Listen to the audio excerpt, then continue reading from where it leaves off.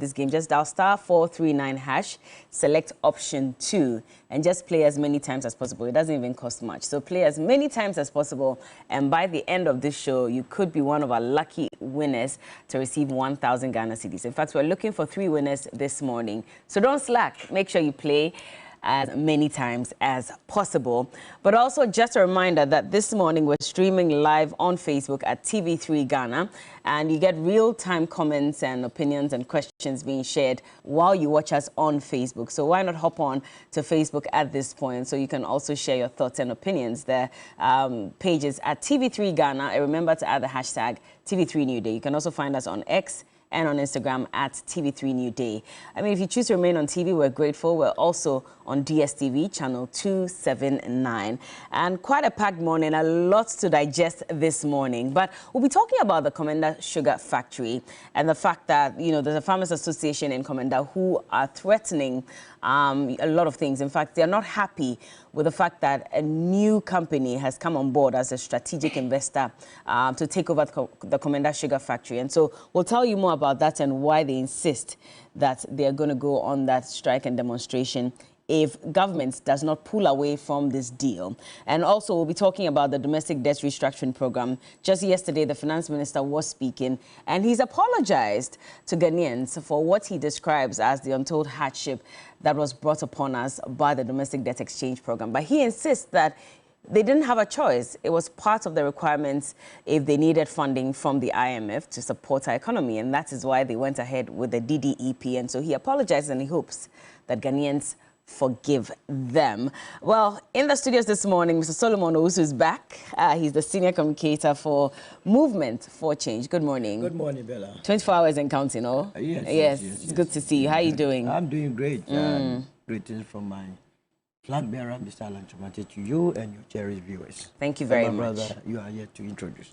Thank you very much. And also joining us this morning is the MP for Tamale North Constituency, Honorable Alasan Suyini. Good morning to you as well. Good morning, how are you doing? I'm terrific. Yeah? I hope you are well too. Oh, not bad at all. Interesting color today. I actually like it. Thank you. And green looks awesome on you. Thank you. We're trying. Hey, no. Now I'm thinking about what you're saying, and I'm not sure. I'm not sure if it looks good anymore. Ghana. No. Please, let's leave it there. Not the Akufo-Addo we do. No, there's no greening. You know the greening Ghana under this government is just... so we're planting trees. It's just greening corruption. Oh, don't say that. It's just well, very shortly as well, we'll also be joined by Dr. Samuel Efriye. He's a political and economics analyst, and he'll join us when we start the conversation with regards to that apology that was rendered by the finance minister, pardon me. But let's talk about the trades minister. So Honorable Katie Hammond has been speaking. In fact, just a couple of days ago, he announced that the government was set to lease the Komenda Sugar Development Company Limited to an Indian-based firm called West Africa Agro Limited for a renewable term of 15 to 20 years. And he said that this initiative was aimed to revive the company's operations to meet domestic demand. And of course, we know that when it comes to the Komenda Sugar Factory, it goes as far back as 1964, when it was set up by the Osajifo Dr. Kwame Nkrumah. Didn't last too long. In the 1990s, it had to shut down because there were some major problems associated with it. But back in 2016 as well, there was a commissioning under the Eswal Mahama government, and that was because they had secured some $35 million funding to revive the factory. And then it was commissioned in 2 months. Again, it went down. We didn't see much happen again. And then we heard from this government insisting that they were going to revive the Komenda Sugar Factory. So it's been one story after the other. We've really not seen it come into fruition. Then this minister says they're going to lease it to an Indian-based firm for 15 to 20 years. There are lots of dynamics to this as well. But let's listen to him speak on this. And then we'll go back to the Farmers Association in Komenda, who are not happy about this particular deal, and they'll tell you why. Take a look. Using our asset to a company which is going to work on it, and we use our asset, our equipment, use it, and then pay us back at the end of the day. We're not going to have shares in their products, but the company is 100% Ghana owned. Okay. So for how long are we leasing these? And then I'm thinking of giving it to them for 15, 20 years with an option of an extension. So that's the trades minister. But let's speak to Samuel Mensah. He's the chairman for the Sugarcane Outgrowers Association of Ghana. and they are not happy with this arrangement made by the minister, and they'll tell us why. Hello, Samuel. Good morning. Good morning, sir. Thank you for joining us. It's actually a lady speaking to you, by the way. But if I may understand, what is your challenge with this new deal that the Trade Ministry is entering with this Indian-based firm? Thank you very much. The reason why we, the farmers, are very angry is this. For 2022, we had a negotiation with the company and the farmers. So once previous government finished the factory, they came to us. It's our sugar cane that the previous government harvested some for. Hello? Yes, we're listening to you. So if you can, speak louder so we can hear you. And you're a bit too slow. Hello, Emmanuel. Hello? We can hear you. I'm on the line. I'm on the line. Please carry on. We're listening. But speak fast for us. Before Muhammad finished the factory, he came to Agro at the and I said, Pacho, open so country na. Wafa. Hello? Me Pacho, say, young country na. In your hand, Mr. Chief. Oh, when you want to catch me, Pacho, catch me. Yo, inti, na me bisa say, I didn't know Mubuefu a Trade Minister, no, then Abba. Yo, since I know my hair go for me, 2022. When we key, there was a company working on Jama, Buffalo. What by home? What do you want for me? One man, Mr. Permission, other none. What do you think? You know what's in the phone? You say, yeah. Before that, now, the government, they are kind of what we're fast, and I'm sure, okay. No, the try. If you wait, try, we don't care about no children.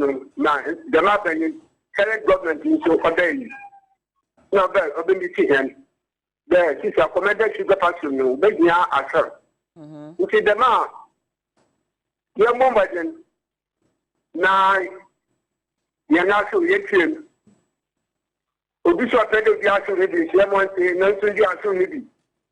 Nagini watu no yamu pinimu yakajigire rom yadi try asumi sisi ana ni sisi ampo myokati mankete sisi ala myokati impo ya chairman sisi ampo mwashi wo ha mukamenya kwa amia baye chicken card so me ko mo njo oh asumi so sisi ala wo yan ko mo njo pe o na down ya ni wa kati ya wan kiti mu chuko mo ma you go from farm to farm. Don't go okay. Entity boy said in them, no, I can't. What I see you all, I see you all. I am quite. I see what hop. And now, some you can say, look at that war in Nazi. I mean, my chairman, K. And that's not the home. I mean, see, you cannot afford no better the man. I saw you. This is unfortunate. Obey. Into Ubania, sir. Into young Baba in the actual interim, you get a superior to Yama or Fungi. Into young Gino work at the bank room near the track in our room. This I can say, as soon as this is what is our Indian Kofuma, one talk, how can we never? So it will go more way, Shama, a table, a black table, Carmen Cathy. Nanaka Kakawi, you mentioned the wedding. I was now policy you all. I didn't look at you, Yakaji below now. Yadi and Abandon. Intime Pacho, who say Lona Hina Waji, because who say was 7 tracks or why a sugar cane in the womb, but when you're Bianto, Lona Hina J. a planty would no. I mean, Lancashire, Lona, maybe, the loan. I hear. 5,000. 5,000 Maybe cedis. my wedding company. Maybe around 5,000 a market. Maybe my wedding. Maybe the company. Maybe the month. And see, Mitio. Actually, don't let it see Sierra Leone cutting. And maybe I put to about what the booking farm. I don't know what last 2020. I don't know what the mission will have. Parliament and to what the mission will have your book farm or cat say. Say, come up or young cooking. I mean, it's in another one you rather. This is the one that you Yaka gave you loan. The doctor have been my 3 I don't know if you have been ma. Young couple want to know in Guataja today. Then I band with your home. No, I can't cut brown sugar fee. Okay. Brother. No, that's a very fine one. How I pay what I see. I'll go to be actual. This is your actually go home. You have got Monto. Now, about may I go for come and say you play that time. Quit paying you. Or your private man, you can you. Now, it's not in taxes. Now, the former president, okay, now we see them taxes. Can you answer which we? And this now, fact, I can crack. Don't you go to Brazil? One about this old man, while they are done, has to shine. Peanut in your money. This actually, I think it's well. One top. Yeah, look at the signs. Nay, I need to buy now. One chance to be what 2 chances a year. I'm an ending to swap. And you can one the cooperate rubber. Into our government 1 week there on your body. If you have a government 1 week, yeah, I'm not going to look at actually India. If you now, Yakadiji, Yamukin Yakadiji, you know, near the best and Avenue. It is a 1 week in Antonin Camp. I'm ready.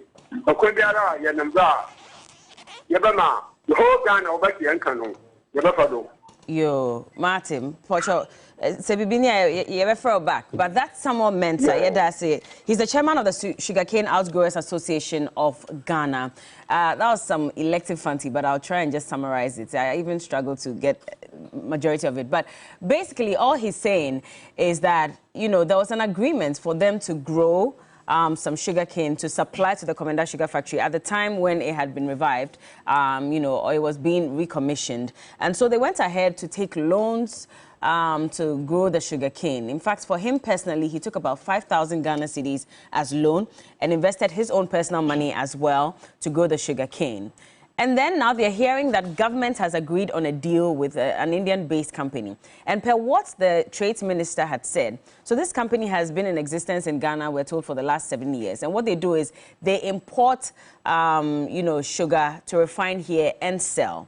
And so even if they have this agreement with government, it's going to take another 3 years for them to be able to now get some sugarcane from the local farmers to use. And so in the meantime, they're going to be importing that sugar to be refined in Ghana.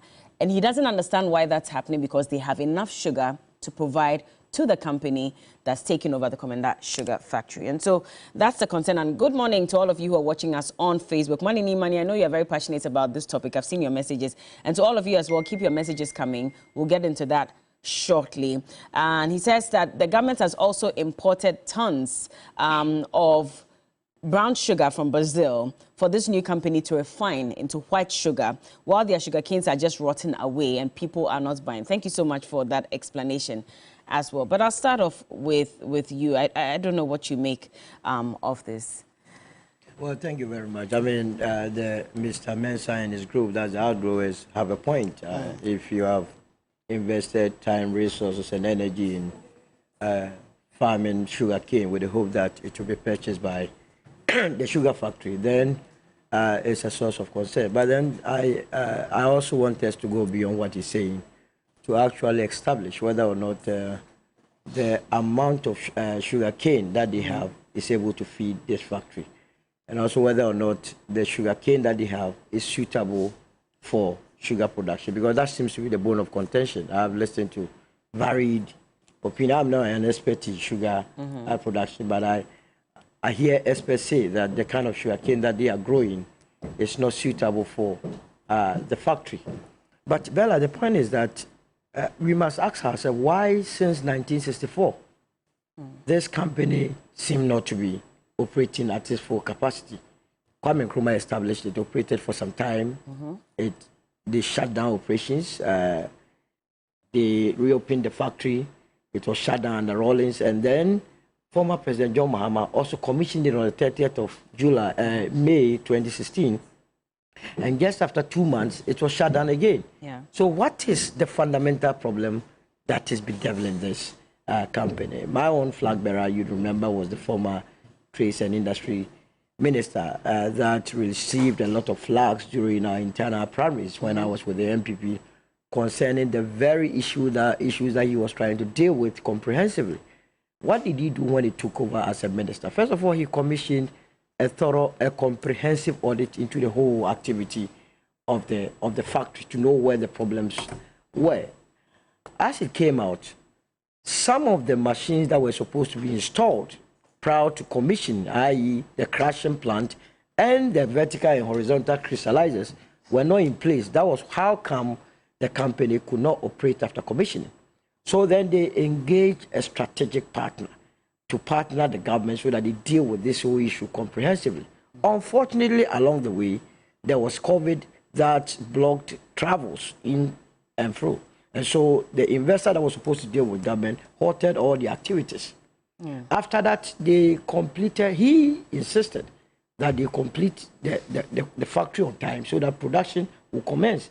He did about 98% of the whole factory's renovations. And then it was time for him to bow out to go and pursue his presidential But before ambition. that, so he made that announcement about Park Agrotech. That was the, the company that was supposed to partner with us. That was in November 2019. That was in yes, and that was November 2019. Exactly. We shut down our ports in March. Yes. 2020. Are we saying that at the time when he made that announcement, we had not gone through the entire negotiation? No, we had not. And he still came out to announce it? No, they had gotten the framework. It was left with parliamentary ratification. And that is why I'm very surprised with the new development that's coming out. I heard the current Minister for Trade and Industry, Katie Amon, say that they have agreed with a new partner a 1 million annual leasing payment. And I find it very interesting because as far as I am concerned, I can recall the deal with AgroPark was going to fetch the country $3.3 million annually. So what happened that it has been reduced to 1 million? Because remember, we went for a loan from the Indian Exim Bank. We borrowed $35 million. So if you are going or judging by what Katie Amon is saying, that we are going to receive $1 million a year, it means after the 15 to 20 years, we will not have even gotten enough to pay back the loan. And what basis is he arriving at that rental figure? And we are told by the minority that they have not seen any agreement to that effect. So who sat down to agree to this deal? You get my point.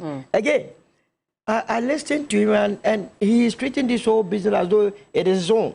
When he was asked by the journalist, how many years are you intending to lease this factory to? He said, I am thinking, it is not about you. I was thinking he was going to say, we have agreed. If he said we, that means you together with the government. But the way he answered the question, it creates the impression that he single-handedly sat in his office and agreed with the partners, which must be wrong.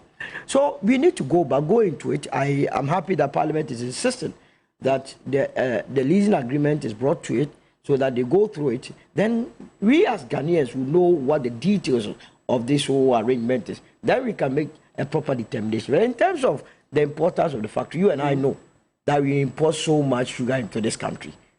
So much so that it is one of the reasons we have a very volatile currency regime. The amount of money or forex you will need to import sugar, you don't need any Solomon to tell you that you need to fix it locally. Again, the employment, all this hula-baloo that the people of Komenda and its surrounding environments are crying, is about jobs. And they know the importance of it. So government must move ahead and then fix it. Well, let me go back to Honorable Alan Martin. When did he get out of office?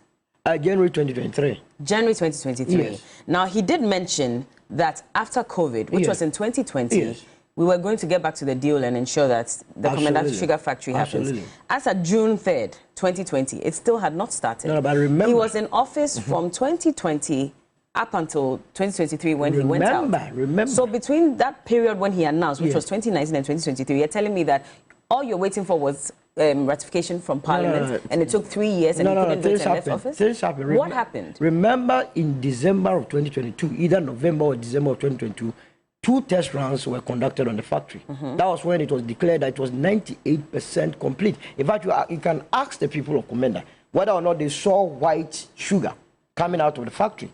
That was the work of Alan. After doing that, that was in 2022. Obviously, 2023 January, he bowed out. Yeah, but 2022 when? That was November. November. Yes. So if it was 98% done, that 2%, we couldn't have completed it between November and January when he left. No, I mean, December, nothing really happens, and then January, he bowed out on the 10th of January. So when we say December, nothing really happens, I don't seem to understand, because Komenda Sugar Factory is of importance. Very important. You know, and we're talking about one district, one factory, and Alan knew that this was one of the most important things that the NPP needed to achieve. Absolutely. Really, they wanted to make that one of their campaign messages. Yes. So we're saying that between November and January, we could not have completed that 2%. So rather, you must commend Alan for bringing the factory to speed, completing 98%. I've already given you the genesis. That Kwame Nkrumah established this company in 1964. It could not operate at full capacity. In fact, it stopped at the way. Former President John Mahama recommissioned it in 2016. Just 2 months after that, the company stopped production, or they didn't even operate at all, because I'm not sure you had any sugar on the market bearing the name of Komenda Sugar in this country. Did you see any sugar come? And so when you commission a factory, what you are telling the whole world is that it's ready for production. How come we didn't produce? So if Alan comes in and identify the problems meticulously and complete 98%, I think the least we can do for him is to commend him. And that is, it is his works that has culminated in the successive minister saying that he's leasing it out. But for Alan, but to a different company. Because if it was 98%, why didn't the government go ahead? That is for the government to answer. Alan is out of government. Alan is out of this this party. Alan has no business whatsoever with the boardroom wranglings or decisions. So it is for the minister to explain in detail where Alan left off and where he took off and what he has done so far, so that all of us will be on the same page. Alhaji, I mean, what do you make of this? Was it really the case that there was some delay in ratification in Parliament, which is one of the reasons why we were not able to see, you know, the Komenda Sugar Factory operate fully? Well, let me say good morning to Sulu and good morning to our viewers, especially the very good people of the Tamale North constituency. Well, in having this discussion, I wish to call upon all of us to reflect on how our petty politicking, you know, affect the forward march of our country. Apart from our petty politicking, our non-involvement or nonchalance when the politicians engage in that petty politicking, in the end, draws all of us backwards. When I was listening to discussions around the Komenda Sugar Factory, it took my mind to the Avehime rice project. That was also commenced under the erstwhile NDC regime led by the late Flight Lieutenant Jerry John Rawlings. Just go online and Google or go to YouTube and check you know, the documentaries you will see on Avehime. And if it doesn't break your heart, then you are not patriotic enough. The fact that we allowed politics to destroy such a beautiful, you know, project that was meant to improve our rice production and, you know, improve import substitution, strengthen our city. And for years now, we have lost that opportunity. Should break your heart.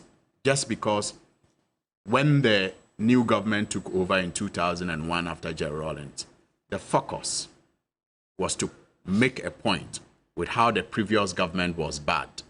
And so the focus was to jail people who were involved in that project.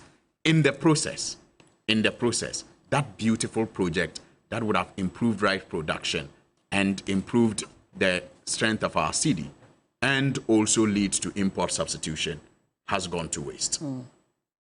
And you can watch the documentary. It was a massive project with a lot committed to it already. So even if they wanted to score the political point, but at least focus 70% attention on letting Ghana still get the benefits of the project. In that case, not throwing the baby with the bathwater out, we would have been better off as a country. So my mind quickly went to the Veheme rice project. And then again, I started thinking of what the fate of, say, a Mary plant would have been if the deal was not concluded and the implementation started before the NPP government took over in 2017. And I'll explain why my mind went to all of these in relation to Komenda very soon. Because you recall that the claim with the Mary plant was that the previous government had badly negotiated it and that the price had been inflated by $150 million. But fortunately, the previous government had concluded the deal and Ghana was beginning to reap benefits of the Mary plant. But they took over and still determined to prove their point. They conducted investigations, set up committees to conduct investigations and did audits.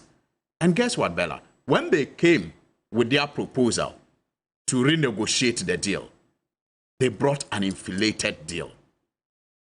I mean, when we were left with only about $225 million to pay off and own the plant, they came with a proposal to burden us with $75 million every year for 15 years.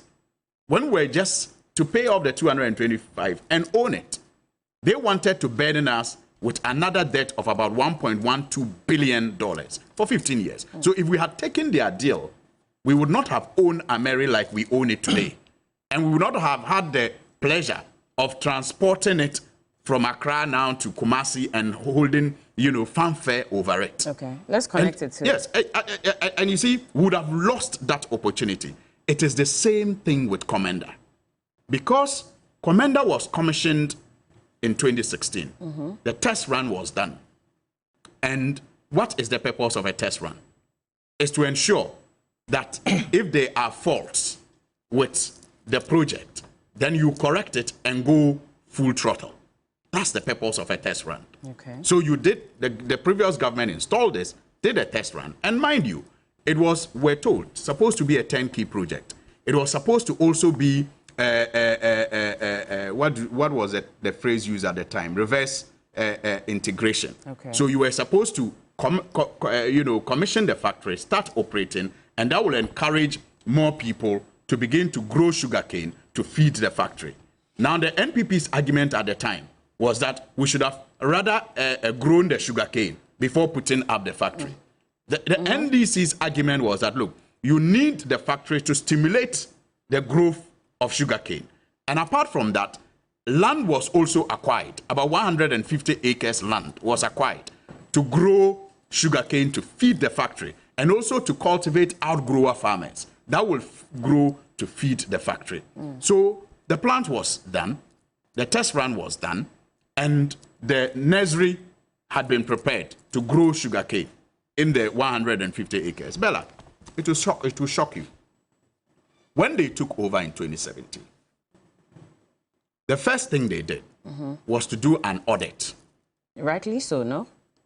That's good. Okay. Yeah, was to do an audit.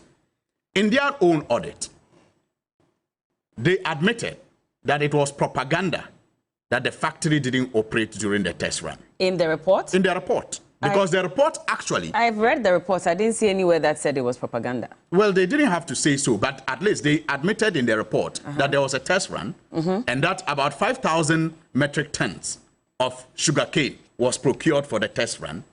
And you know what they found wrong with that?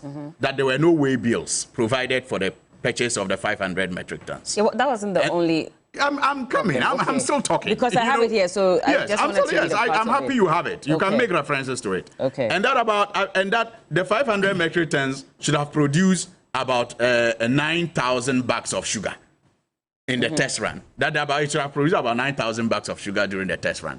And that they only have records of 325 bags of sugar produced. Those were the things they found. And that the fertilizer that was used to fertilize the sugarcane farm, there are about 150 acres, should have been organic. And that the NPK that was used, I mean, these were the petty things they found, though, Bella. And that a hot water, cane, what do you call it, terminal plant, it was without electricity. It was a lot of things they found, and even Bella, with the commissioning. So Bella, you hold on. Bella, you hold on. Yes. So it says, point 3, that the plant was commissioned by His Excellency on the 30th of May. A project completion report submitted by the contractor indicated that the project was completed in March 2016, 7 months earlier. Now, it says that the report indicated that the testing of the sugar plants was carried out and sugar was produced successfully. However, full load production for its installed capacity could not be carried out due to inadequate supply of sugarcane. Okay, so Septec PBT has also submitted Bella, a bill. Are you getting the drift? I'm getting that's you, why but I'm just trying to let you understand that. No, Bella, that's why I took it from our VMA. That's why I talked about our Mary plant. And I'm saying that if they did the audit and they found all of this, Bella, if they were minded to help Ghana reap the full benefits of this factory, and these were the things they found, Bella, should it take 8 years to fix those things? Should it? I mean, let's be reasonable. If these were the things they found wrong, even if you want to amplify them, the fertilizer that is applied on the farm was a problem. 8 years on. Electricity that should have been connected to a plant that was installed wasn't done. 8 years on. Are these excuses that we should tolerate? That's the point I'm making. Why do we allow that petty politicking to destroy a project that has the potential to improve our currency and also improve import substitution? Why? Just because you want to still continue with the narrative that the previous government made a mistake or engage in bad deeds in putting up the factory. So, because of that, farmers who went to take loans to take advantage of that project should suffer. Our hard-earned money, Ghanaian taxpayers' money that we pumped into it to bring the factory to the level that you found it should go to waste. And it has already gone to waste. Look, in 2016, when the factory was commissioned, PricewaterhouseCoopers did an audit of the factory. Yeah. And according to them, the value of the factory was about $53 million. By 2017, September, because they did nothing to it to improve on its operations, the same PwC valuation put the factory at $40 million. About $13 million lost to the state because of inaction of the new government. Shouldn't we be holding people responsible for that causation of financial loss? Because that, in my view, is deliberate. What do you say to KT Amon when he says that even the cost of refurbishing Komenda Sugar Factory was inflated by some extra $12 million? I'm sure you've heard him say that. I remember Imani Africa back in 2014 when, this money was agreed on, the $34 million and more to refurbish the Komenda Sugar Factory. They had come out to say that that money was not going to be enough to get Komenda Sugar Factory to run as it should. Because if you look at even reports done by World Bank, etc., they all pegged it at $90 million. That's how much we needed at that time to refurbish it, for it to run and produce sugar so we don't have to import sugar anymore. So what do you say to that? Bella, what I say to that is, first of all, if anybody did anything wrong, if anybody inflated the price, however, remember that I've already talked about Ameri. Yeah. And how such claims could not be supported by their own investigation. But assuming that they could even support these claims in the case of Komenda, what stopped them from holding those people responsible and still ensuring that this fixed the problem of sugar production in Ghana? Remember when Komenda was going to be started? It was in the statement of His Excellency President John Mahama, in one of his State of the Nation addresses. to Parliament. And it was at the time that once again our city was, beaten badly by, foreign currencies. And it had moved from about 2.8 to $1 to around 3.5 to $1 at the time. And I remember preachers at the time even predicting that it will get to 5. And there was pandemonium. Today, in fact, we are comfortably dealing with 15 cedis to $1. That's by the way. But that was the time that the president, in addressing the nation, spoke about some of the imports that were having a toll on our city. He spoke of tomato.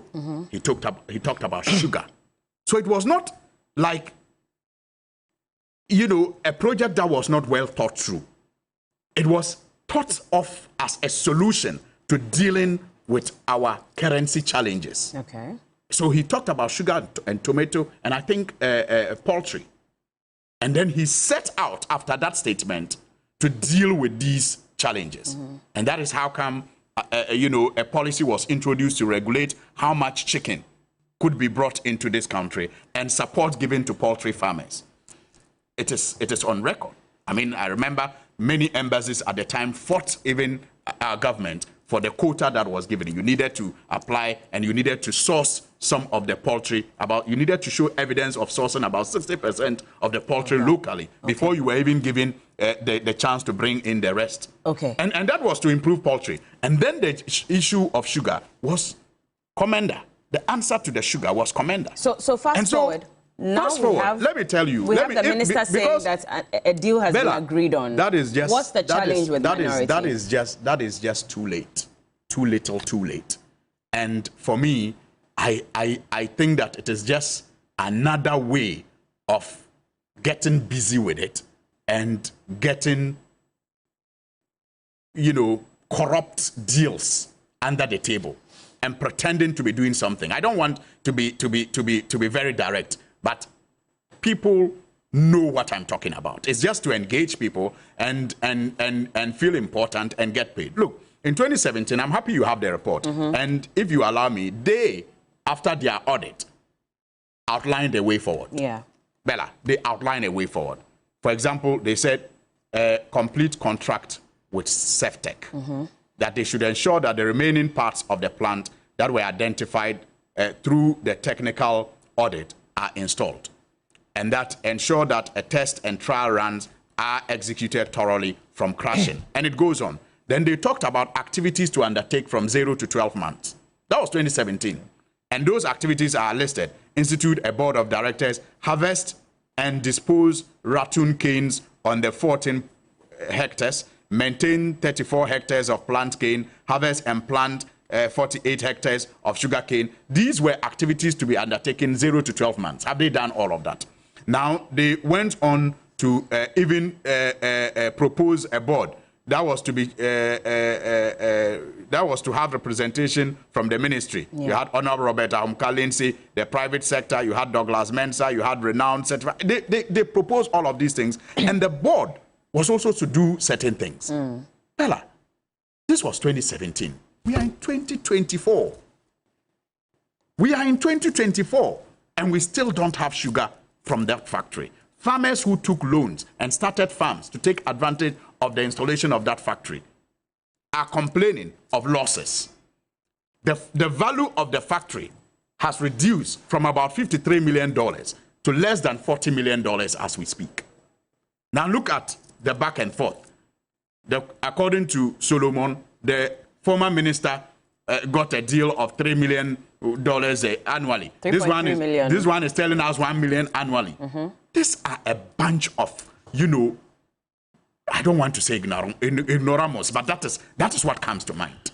Well, they have simply come to destroy this country, and their focus is just on how to get themselves rich and how to annex the little that is still available for themselves. I'll let Solomon come in shortly, but did this deal come to Parliament, the one that the current trade minister has announced? Not that I am aware of. It didn't come to the floor of Parliament for you to agree? No, not Ideally, should that be the process? Well, it depends on the nature of the contract. Okay. I mean, if it is a foreign contract, then definitely it must come to Parliament. All right. Solomon. So quickly, clearly what my brother just said rather should be a concern that the former administration decided to put up the factory before thinking of raw materials. I mean, basic economics will tell you that there are goods that are complementary.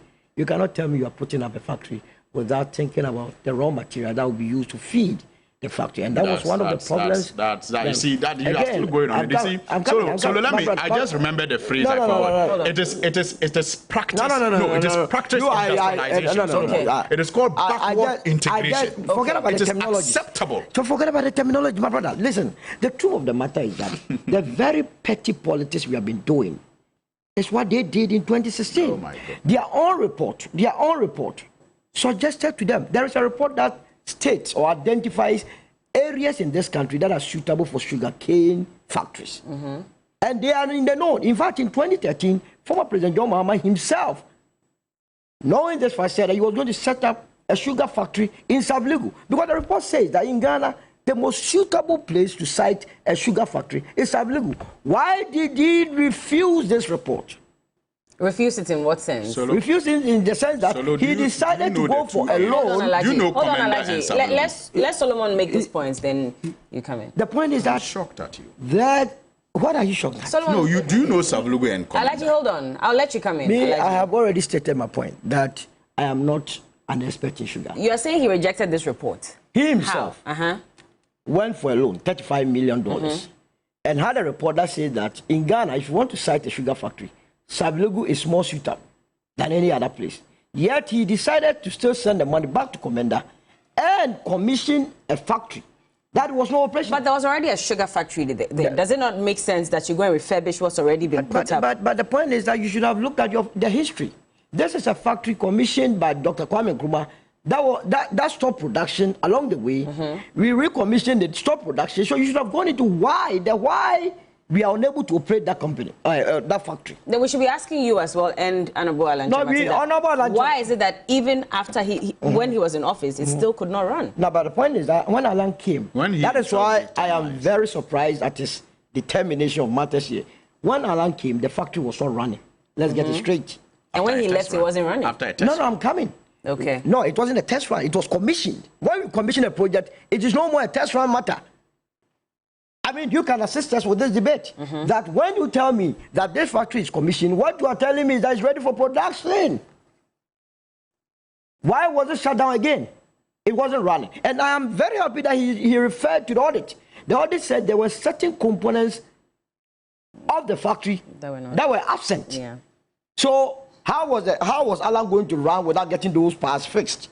But you say that he fixed it up to 98%. Absolutely. And that is how come it has allowed the current minister to go ahead with a partner. So my viewers on Facebook want to know, so at what percent did you meet it? At what percentage did you meet it before moving it to 98%? So when we came, there were components that were missing. That one is a fact. As to the percentage, I cannot give you over. I don't want to guess. But the truth of the matter is that Alan left it at 98%. If it was operating at full capacity, I'm not sure we needed to bring in other investors, as the report suggests. So you must get that one clean and clear. Okay. You see, Bella, I'm shocked at Solo. Why are you shocking at me? You have been given an opportunity to speak. But let him say why he's shocked. Why must he be shocked? Can he not be shocked? I'm very shocked at why he's shocked at my position. Is that not an emotion he should be allowed to express? He's not allowed to express an emotion. That is not reasonable. You know, I get his discomfort. I get his discomfort. Why? There's no discomfort in this. So allow him to make his point. But did you give him the When opportunity? he was interjecting you, I stopped him. Yes. But so I'm doing the same thing. No, that's why I'm stopping you so that he can also make his point. Let him tell us why he's shocked. I understand his discomfort, but I'm shocked at the angle that he's going. His discomfort is because this factory has Alan written all over. No, that is not true. You know, because it's not true.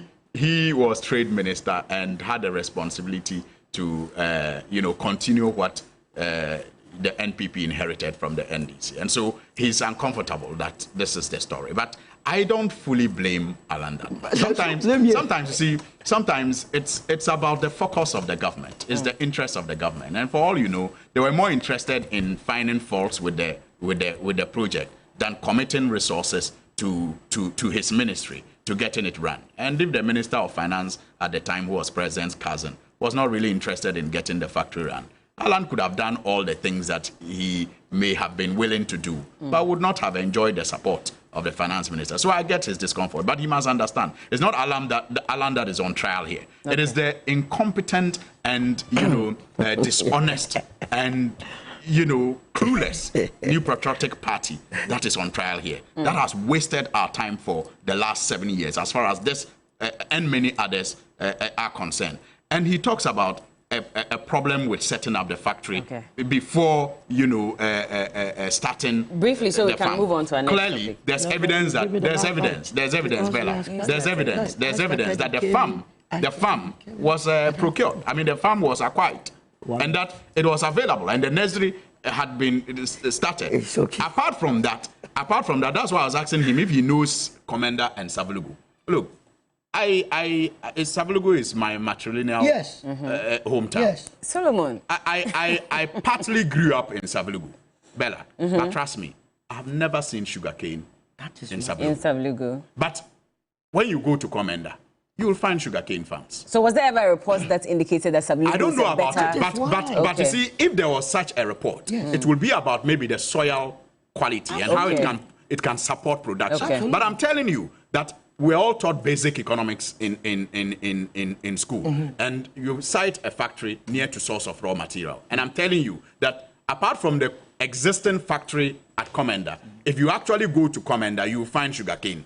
You don't have even to start from the scratch, like in the case of Savelugu. Even if the soil supports production of sugarcane, I'm saying that we really have not done a lot of sugarcane growing in Savelugu. But if the soil supports it, I'll encourage any government with the resources to do that. But I'm saying that it made sense at the time, dealing with an emergency. That is the need to substitute imports.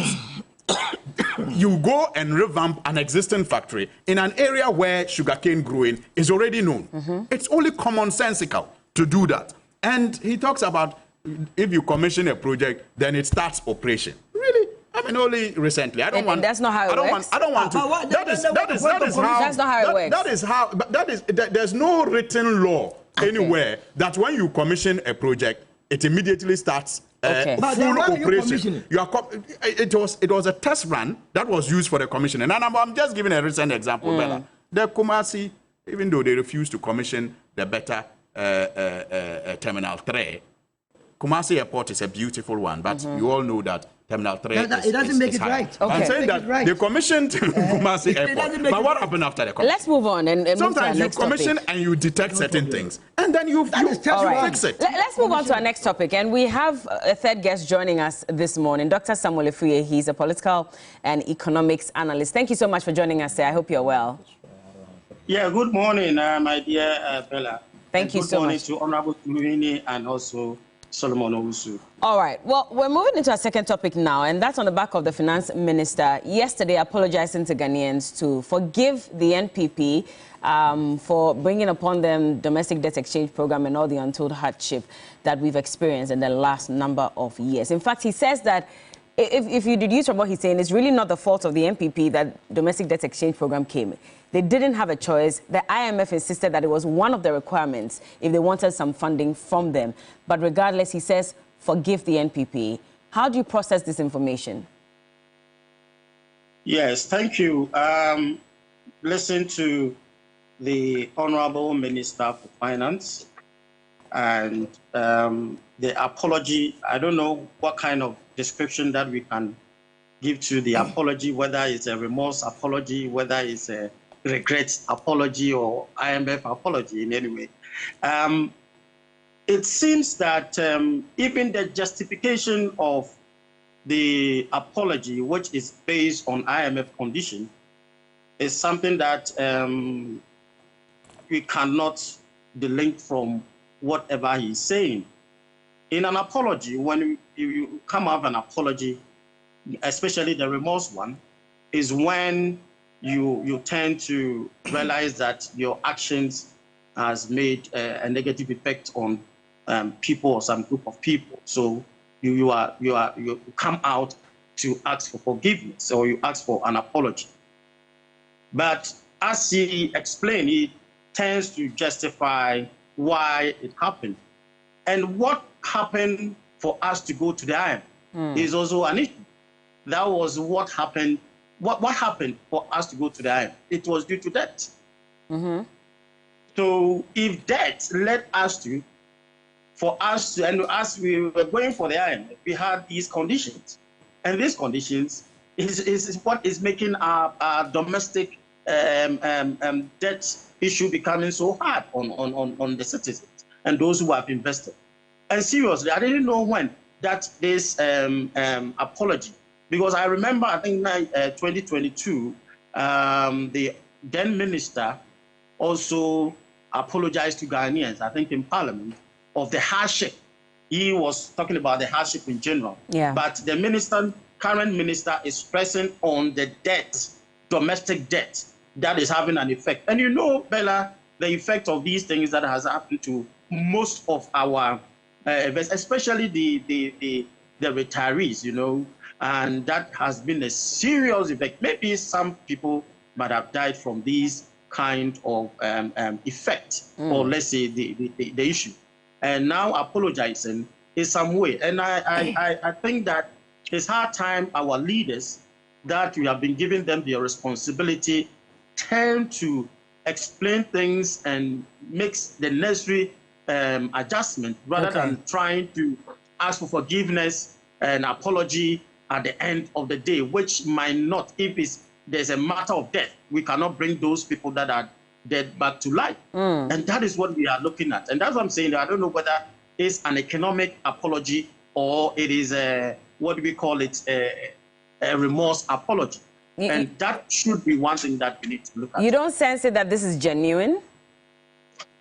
And the genuineness could have been earlier, you know, the genuineness. You know, the apology stems from a lot of conditions and a lot of issues. And I think some few days back, you can realize that Honorable Kweku Kwarteng make a statement, and also the Honorable Kenneth Japon, I think it's about this weekend that he made some kind of admissions that the MPP are supposed to apologize.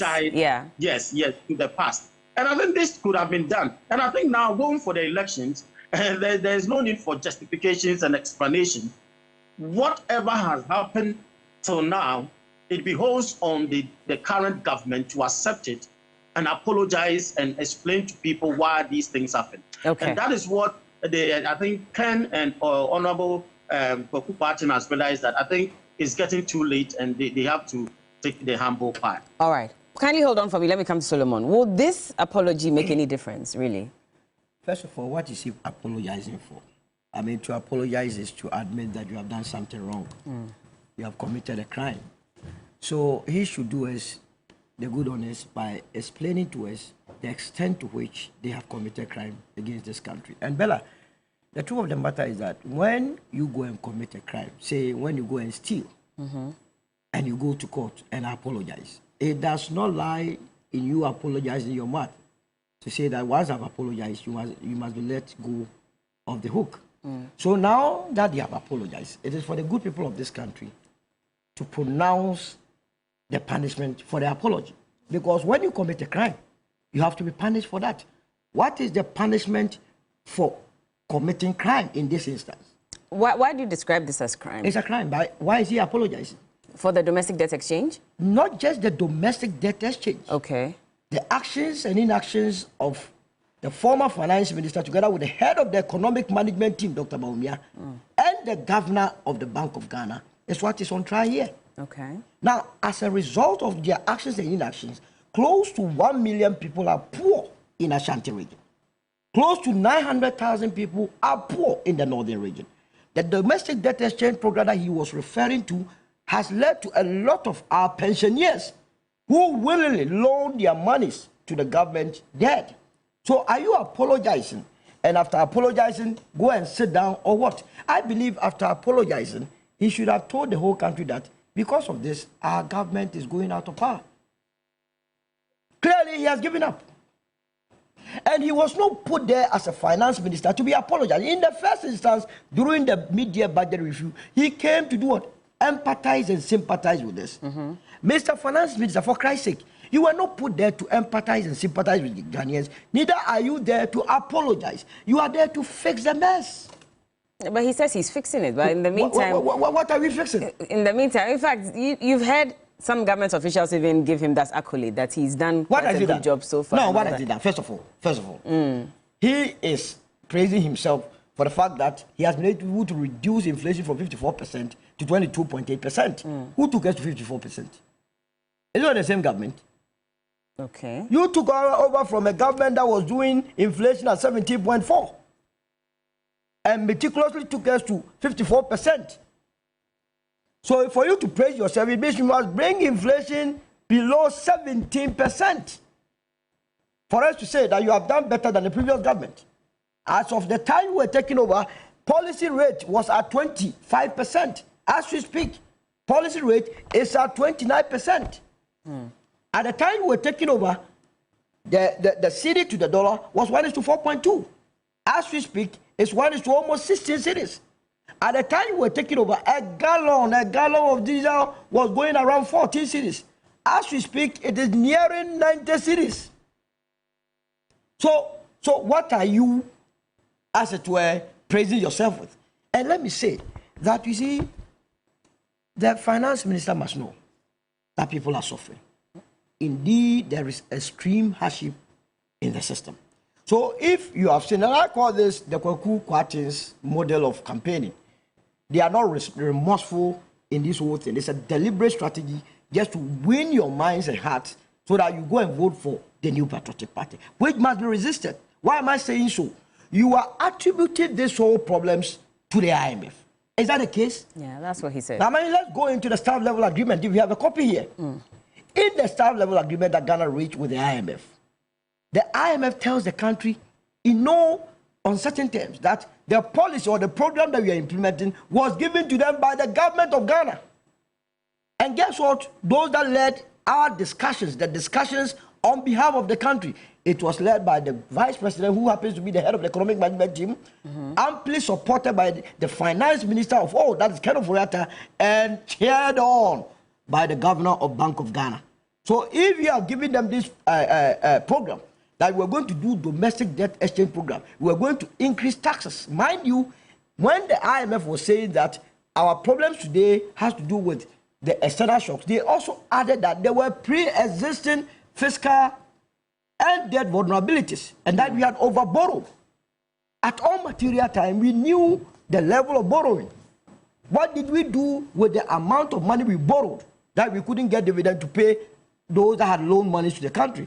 So the apology is not enough. Okay. In actual fact, the finance minister, together with the entire government, I mean, this must bring to an end the campaign of the New Patriotic Party.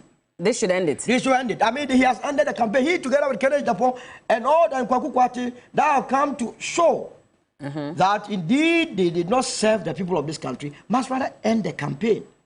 So that we know that indeed they mean the apology. They mean what they are saying. And that, given the opportunity in 2050, they would come back and do what is right. Okay. Alhaji, I mean, what do you make of this as well? Because I'm reading just a few messages, and someone, even Ota, for example, says it's a fake apology to fool the foolish for the sake of impending elections. Is the advice and strategy prescribed to them by their South? Okay, I don't know what you mean by, I don't know which consultant this is, but you know, the messages are replete with these same concerns. You will have to forgive me for my example, but I can't think of a better one. Okay, as long as I'm not the one in the example. Assuming that I'm not Mr. Tabi, but I'm assuming I am your husband. And then I come home and I say to you that, Bella, forgive me. I only slept on her bed. I slept and fell on her bed. What is the use of an apology without accepting responsibility? What is the use? Yes, Honorable Amin Anta, our finance minister, it's generally a humble person. And, you know, very pleasant man. And so maybe it is in his character, in his upbringing, to want to show empathy for what we are going through. But he failed. when he refused to accept responsibility and shifted the blame to external factors. Well, there is simply nothing to gain from an apology or to gain from someone who apologizes without accepting responsibility. And you know that. When a person apologizes to you and doesn't accept responsibility for the act that he has committed or she has committed, there's no hope that there will be reformation. And so it is not an apology that you can take to the market. I think that we all know why we are where we are. This government had no business taking us to this point. The good books say it. To whom much is given, much is expected. Look, for about 6 years, from 2017 to 2022, this government squeezed from you and I tax revenue, non-oil tax revenue. And you know what that means? The taxes you and I pay, borrowing is not included. You know, the oil revenue we gain is not included. The gold revenue is not included. Tax revenue alone was about 298 billion Ghana cedis. In fact, even in the COVID year, they still squeeze about 47 billion Ghana cedis from us. Even in the COVID year. That cannot be compared to the revenue that previous governments had to manage to provide the essential things that we require in this country. It's like you can't compare. In fact, I even think that in 1 year, they have been able to earn more tax revenue than the 8 years of one government. And yet, what did they do with all the money? What did they do with all the money? Some of the answers are in the COVID audit report. How they blew the money, it's in there. Even when we had so much coming to us, even though there was an international crisis known as COVID, Ghana was blessed financially. Revenue, tax revenue, donations, grants, left, right, center. But the audit report tells us how they blew it. Just like they have blown almost every goodwill that have come their way. And so, I mean, it's not going to help them.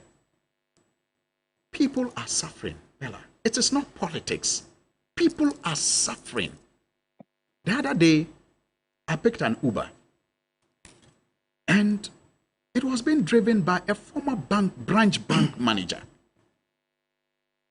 He lost his job. He lost his job. And according to him, the wife was also a banker, also lost her job, now baking to support their family. People are suffering. People are suffering. People have their investments locked up. Investments that they were counting on at the end of their active work life. So pension funds, people retirement benefits, they can't afford medications. People are suffering. And it's all because of the reckless management of the economy. Simply because some people were making money piling up loans. Whilst the country was burdened with loans, some people's businesses were flourishing as a result of that. And so the appetite to borrow could not simply be checked. Well, and that is why we are where we are. And so a mere apology will not cut it. What should be done beyond the apology? Well, what should be done is for us to kick these people out first and foremost, so that we can, if for nothing at all, Bella, and it's not a joke, we can at least send a signal to the international community that we are ready for a new wind of growth. Let me ask Dr. We Free. need that. Let me ask Dr. Free quickly before I wrap up. Doc, what do you think should be done? Because again, when you were also making your statement, you mentioned that there was a lot that should have been done so we don't get to this point. Well, and so, I'm sorry. I mean, the answer to your question, the president himself, Nana Akufo-Addo, told us that it will require a new leader to take us out of the mess that he has put us in. He said that. So it's not a joke. We need to kick them. Well, Doc, so what do you suggest that this government does? They have just about 4 months before the elections. What can they do probably to restore the hope in Ghanaians? Bella, for now, seriously, you don't know what somebody will say the medicine to give out. But the only thing is that they have to be disciplined in the expenditure for now and not add more to our debt. That is what they can do now. And as I said some time ago on your platform, election year, I doubt a little bit of such move because in election year, most of our government tends to spend a lot to make sure that they appeal to the citizens and also to ensure of their promises to to Ghanaians. Okay. And that is where I have my fear. But in the normal circumstances, I think they should have been disciplined now for all the expenditures, of which I doubt it. But at the end of the day, the apology would depend on Ghanaians to decide to accept Was he even the right person to apologize? Because if you listen to Dr. Nyaonya Tamaklo, for example, he says that the right person to apologize is even the president and not the finance minister. Yes, I agree to that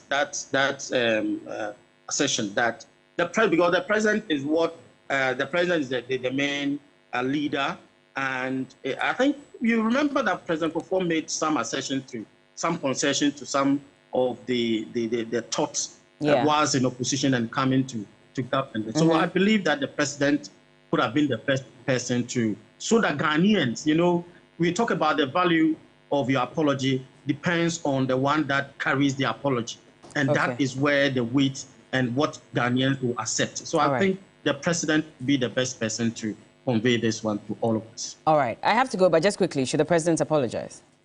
He will not apologize, but ordinarily he's supposed to apologize. But in terms of what we ought to do is what has been prescribed in the GTP, that we focus on production, to be able to reduce our borrowings, which will stabilize our currency. And that's why Ghanaians should consider Allah in the upcoming elections so that we do not make the mistakes we are making today. Thank you. Alaji, I guess you've also already stated what should be done at this point. But just a few messages quickly, Coco. So Neotic says that the apology is cool, but they won't win the votes. Dr. Amin Andam is far better than the former finance minister. The demeanor and gestures of the minister was very annoying. He was throwing his left hand to talk to Ghanaians. Another issue sending MPP to opposition is arrogance. That's Divine D. Semenyo. And apology that you still blame your recklessness on someone. Why not take responsibility? And all of us do fail sometimes. That way people will respect you. Let me just go up and read a few messages on Komenda just quickly, and then we can go. You want MPP and Butterfly supporters? Okay, no, I've missed those messages. I'm sorry. But I know a number of you sent a lot of messages. Forgive me that I couldn't go back to them. But I've been speaking to Dr. Samuel Efriye. He's a political and economics analyst. He joins us via Zoom. Honorable Alasan Suini is the MP for Tamale North constituency. And Solomon Owusu, senior communicator, Movement for Change. Thank you all so much for joining us.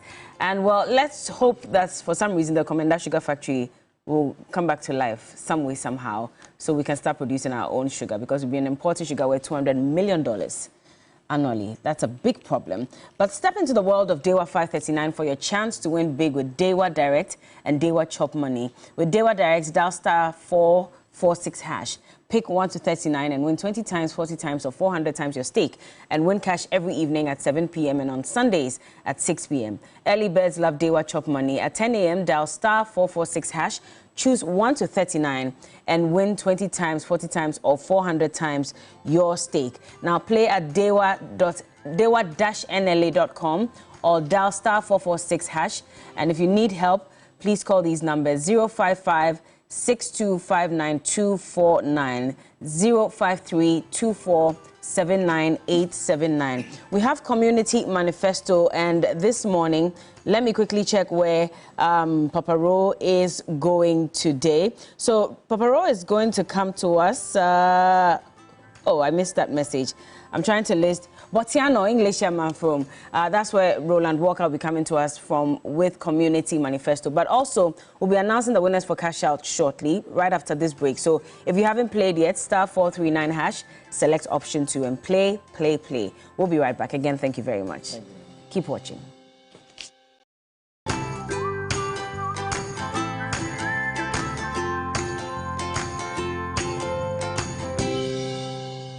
One bucket of flamingo paint is equal